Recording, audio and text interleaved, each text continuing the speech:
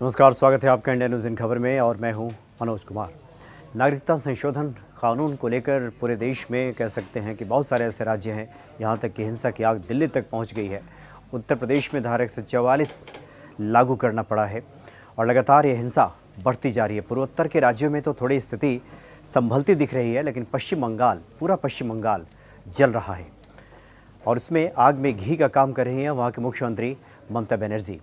ममता बनर्जी जितना उत्तेजक भाषण दे रही हैं और जिस प्रकार से वहाँ की पुलिस मुखदर्शक बनी हुई है, ये अपने आप में काफ़ी आश्चर्य भरा है, यह हास्यास्पद भी कह सकते हैं।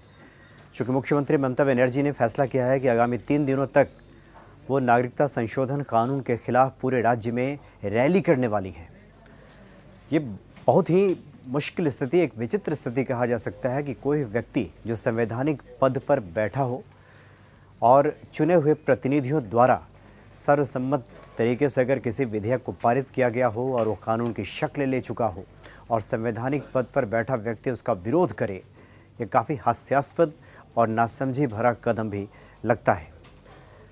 पश्चिम बंगाल के राज्यपाल जगदीप धनखड़ ने भी ममता बनर्जी को आगाह किया है कि संवैधानिक पद पर रहते हुए, यानी वो पश्चिम बंगाल के मुख्यमंत्री हैं और किसी कानून का इस तरह विरोध ये असंवैधानिक है, अमर्यादित है, ये बिल्कुल न्याय संगत भी नहीं है, कानून के खिलाफ भी है और संविधान की मूल भावना के भी खिलाफ है।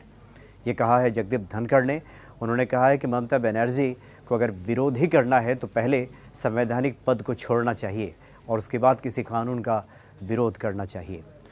चूँकि वाकई जो भारत की जो संघीय व्यवस्था है, जो राज्य और संघ के बीच के रिश्तों की जो बातें कही गई हैं, जो संविधान में वर्णित है, राज्य और जो केंद्र के बीच के जो रिश्ते को जो व्याख्या की गई है संविधान में, उसके मुताबिक कोई व्यक्ति संवैधानिक पद पर रहते हुए क्या संसद द्वारा पारित किसी कानून का विरोध कर सकता है?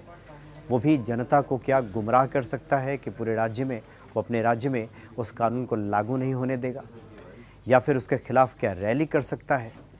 ये अपने आप में काफ़ी समझने वाली बात है कि कितना ये असंवैधानिक और नासमझी भरा कदम है जो जनता को सिर्फ़ और सिर्फ गुमराह करता है और राज्य की संपत्ति को सिर्फ क्षति पहुंचाता है, नुकसान पहुंचाता है। जनता की गाढ़ी कमाई से जो दिए हुए टैक्स के पैसे से सरकार जो संपत्तियां खरीदती है और जिस प्रकार से उसको क्षति पहुंचाई जा रही है, नुकसान उसका किया जा रहा है, इसकी आखिर भरपाई कौन करेगा?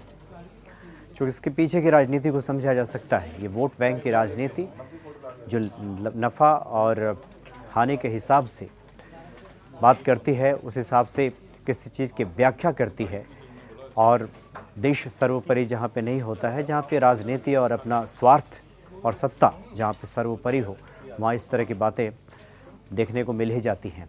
इसलिए पश्चिम बंगाल के मुख्यमंत्री ममता बनर्जी जो कदम उठाने जा रही हैं कि 3 दिनों तक वो नागरिकता संशोधन विधेयक के खिलाफ रैली करेंगी, इस पे आगाह किया है राज्यपाल ने कि ममता बनर्जी ऐसा असंवैधानिक कार्य ना करें जो कि बिल्कुल संविधान के खिलाफ हो।